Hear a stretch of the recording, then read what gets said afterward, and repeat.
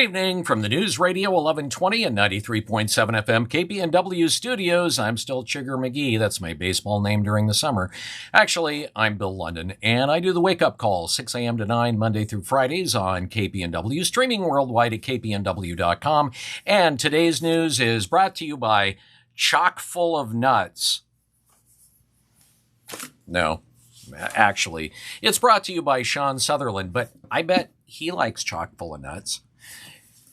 Now, if you have questions about your insurance, talking about Medicare, Medicaid, your health insurance, maybe your homeowner's insurance, and you are confused by it, you're looking at it and you're thinking to yourself, I just don't understand this. I have questions. Well, then you need to Ask Insurance. That's Sean Sutherland's agency name, Ask Insurance. And he's there to answer your questions. So when you have a question, just ask. Ask Insurance.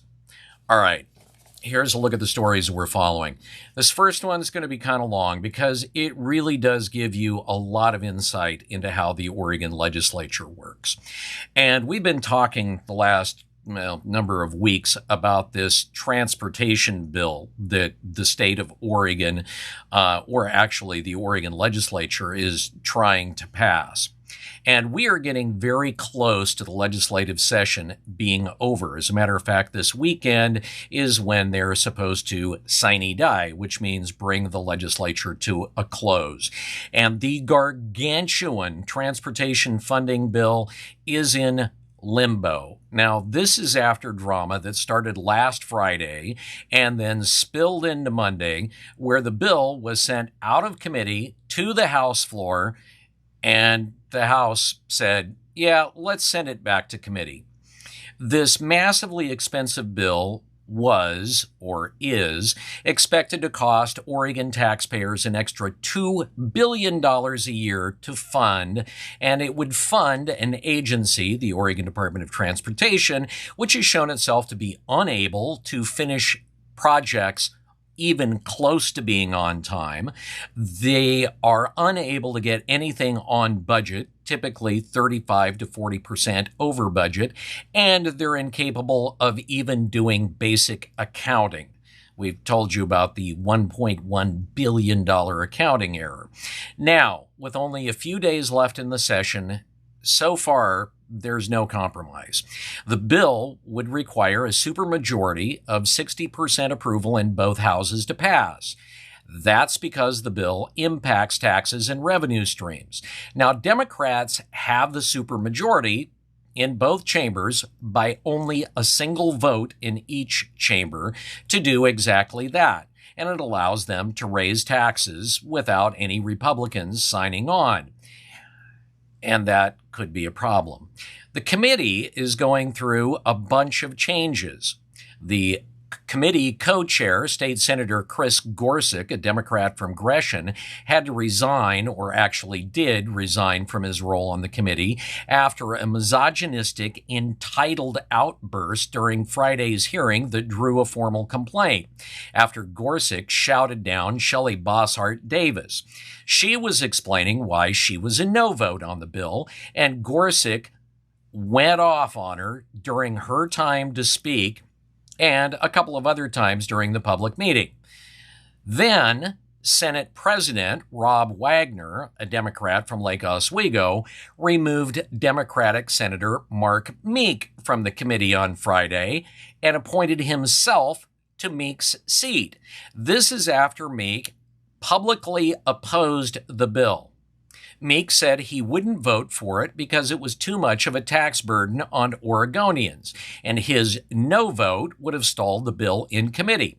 So Wagner essentially fired Meek and put himself in to make sure that it had the votes to get to the House floor.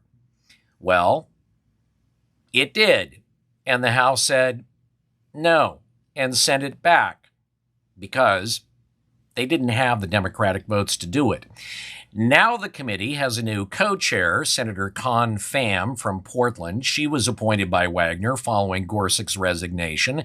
Then So the Senate president removed himself from the committee because, it really did kind of look bad.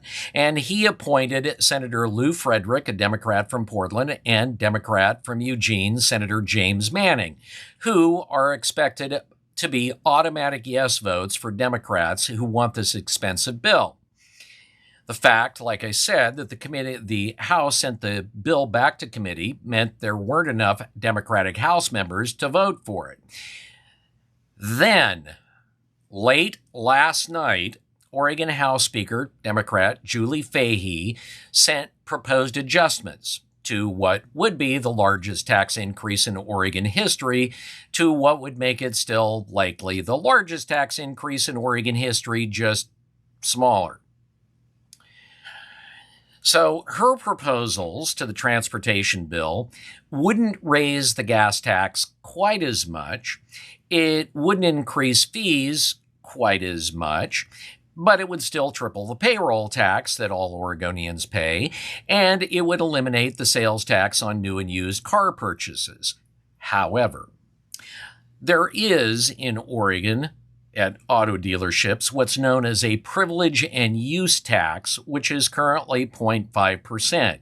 It would increase to 2.5% in July of 2008 under her amendment. Now, the privilege tax is paid by car dealers, and it would be expanded to include used vehicles sold for more than $10,000. The use tax applies to vehicles purchased out of state and would expand as well to used vehicles. The bill would currently increase both of those taxes 1% or to 1% beginning in 2026. Now, the Legislative Transportation Committee is scheduled to vote on her plan. That said, Fahey's bill is still incredibly expensive, only it's more incremental. The first year, Oregonians would be ponying up an extra $1 billion a year in taxes and fees, and within a few years, $1.6 billion a year, compared to the previous transportation plan, which would end up costing Oregonians about $2 billion a year in extra taxes. So the question is, will the Democrats go along with it? Like I said, Democrats have a supermajority in the House and the Senate, but all it would take to kill this bill is one Democratic no vote. And at this point, I'm thinking Mark Meek. Mark Meek, the Democrat, of course, was yanked off the committee by Rob Wagner. He was a staunch and firm no vote on the last bill, and he might just like to have a little revenge. Anyway, all Republicans have said they're absolutely voting against this massive tax assault. So the question would be then, okay, what happens if this measure doesn't make it out of committee or just doesn't get enough Democratic votes in either the House or the Senate? Potentially a special session. Or they could actually vote to extend this session to try and work it out. As far as what would pass the legislature, well, probably something obviously not as expensive as Democrats in both houses, particularly in districts that are more purple, fear the retribution of taxpayers in their respective districts. Also, a poll was recently done, and it showed that among things that Oregonians actually care about, transportation and roads was way down on the list. But one thing they were absolutely dead set against, according to DHM, and they're a pollster out of Portland, the one thing they were dead set against, raising the gas tax. So in the aftermath of that dust-up between Representative Shelley Bosshart Davis, a Republican, and the shout-down by Senate Democrat Chris Gorsuch, House Republican leader Christine Drazan demanded that Senate President Rob Wagner, the Democrat from Lake Oswego, remove Gorsuch from all of his committee assignments, initiate a vote to censure him, require a building-wide notification prior to Gorsuch entering the Capitol, and require him to undergo workplace harassment and anger management training. So Wagner so far hasn't said anything about Drazan's complaint. It should be noted that Democrats in the legislature changed the rules on harassment by its members 2 years ago to include as harassment just exactly the behavior exhibited by Gorsuch. And everything that Drazen demanded happened to Gorsuch are punishments and stipulations outlined in those rules. It's called a Rule 27 workplace conduct complaint because he treated Shelley Bosshart Davis differently than he treats her male colleagues. Case in point, a number of male Republicans on the Transportation Committee were even more forceful in their public comments about the transportation bill, and Gorsuch said nothing. Even when fellow Democratic Senator Mark Meeks was vocally fuming about how bad the bill was, Gorsuch was silent. But he did decide to pick on somebody who was against it, who happened to be a woman, and shout her down. Well, 2 gun control bills, actually 3, saw different results in the Oregon legislature Wednesday. Senate Bill 243 passed the House. It empowers a city, county, or district, like a water district, to restrict legally licensed concealed handgun license owners from carrying guns within their buildings that are used for what are called official meetings. The bill also bans so-called rapid-fire devices on guns. That bill now goes to the Senate. House Bill 3076 was sent back to the House Committee on the Judiciary, killing that legislation, which would have created a huge bureaucracy in Oregon, a state gun dealer licensing program administered by and with rules created by the Oregon Department of Justice. What would those rules be? Well, that would be up to the Oregon Department of Justice. 3 Republicans walked out of the House in protest of the gun bills, Representatives Dwayne Juncker, Ed Deal, and Anna Scharf.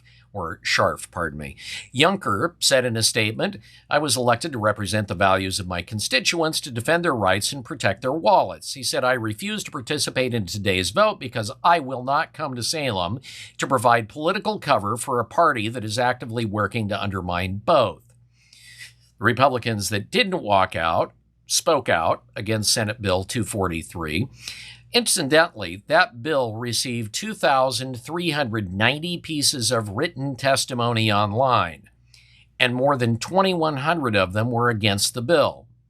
After some behind-the-scenes, closed-door wrangling, House Bill 3076, which would have actually shuttered probably most gun stores and all gun shows, was sent back to committee to die. So was House Bill 3075, which was ballot measure 114 on steroids. By the way, those 2 bills' chief sponsor, Democrat Jeff Krupp, says don't worry, he plans to reintroduce those bills at a later date.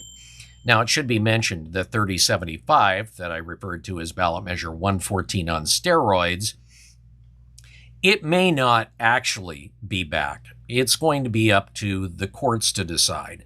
And likely the Supreme Court of Oregon is going to take that issue up probably before too very long. Democratic Oregon Governor Tina Kotek paid off unions for their support by signing into a law a bill that provides unemployment benefit for striking workers. Oregon's measure makes it the very first state to provide pay for picketing public employees who in most states aren't even allowed to go on strike, let alone receive benefits for it. Supporters say it'll level the playing field between workers and wealthy corporations, like state agencies funded by taxpayers, and say that they, until now, could wait out union strike funds to pressure employees under financial distress to accept their deals. Yeah, like Oregon agencies that are funded by taxpayers. Opponents say it's just going to incentivize strikes. It's going to hurt employers, particularly public employers like, for instance, school districts. You see, private employers pay into the state's unemployment insurance trust fund through a payroll tax. And if they have a bunch of people claiming unemployment, guess what? That payroll tax will go up. But many public employers don't pay the payroll tax, meaning they would have to reimburse the fund for any payments they make to their workers. But again, they're state agencies. They aren't making the payments. Taxpayers are making the payments. That's how the agency gets their money. In response to their concerns, though, the bill requires school districts to deduct the benefits received by an employee from their future wages. Well, a bill to make it easier to force treatment on the mentally ill passed the Oregon House. House Bill 2005 changes laws on civil commitment. That's the process for forcing people into hospital care when they're too mentally ill to seek help themselves. The bill basically changes definitions for what it means to be dangerous to oneself, dangerous to others, or unable to provide for basic needs. Those are the three criteria for civil commitment. The bill also says prospective harms from a mental illness don't have to be imminent to warrant civil commitment. Oregon lawmakers also passed legislation allowing property owners or landlords to evict squatters. That would be House Bill 3522. It says property owners can now just use standard eviction processes referred to as forcible entry and detainer to get a squatter out. They can evict by providing a 24-hour written notice to vacate and file a Fed eviction complaint in a county court. Now, under current Oregon law, property owners attempting to remove specifically a squatter have to go through a lengthy and very expensive civil process known as ejectment. At least they did something right. And then you have this. Oregon has the second fewest pharmacies per capita in the U.S., and while the legislature had a chance to actually help the state's retail pharmacies by regulating middlemen companies called pharmacy benefits managers, well, the legislature decided not to.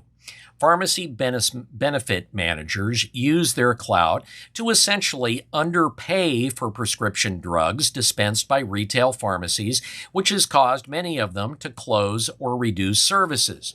Now, it was the PBMs that Weimart specifically blamed, along with Oregon's cat tax, for them basically saying, we're out of the pharmacy business. House Bill 3212 would require pharmacy benefit managers to reimburse retail pharmacists for the cost of a drug's ingredients and also dispensing fees. So pharmacy benefits managers are middlemen, but the thing is they work for both health insurers to secure discounts and rebates that they keep themselves while setting prices. And it should be noted, they also work for big pharmacy chains like CVS. And because, well, they're with the insurance companies and the pharmacy chains, well, they can say where you can actually go to get your drugs filled and where you can't. You get the idea how this is kind of a little bit of collusion? And, like I said, they can do other things like put gag orders on pharmacists from providing information about cheaper alternatives like generics. And so you've got a problem. But, of course, the legislature was lobbied heavily by insurance companies and PBMs, so they were able to keep House Bill 3212 from moving out of the House. So that's kind of the way things work in Oregon. That is your Crazy Oregon News, brought to you by Sean Sutherland. And as the last bill that we talked about may imply, you might have questions about just exactly what drugs and where you can go to have your prescriptions filled. When you need those questions answered, you need Sean Sutherland of Ask Insurance. Okay, Rick, roll out the drama reel.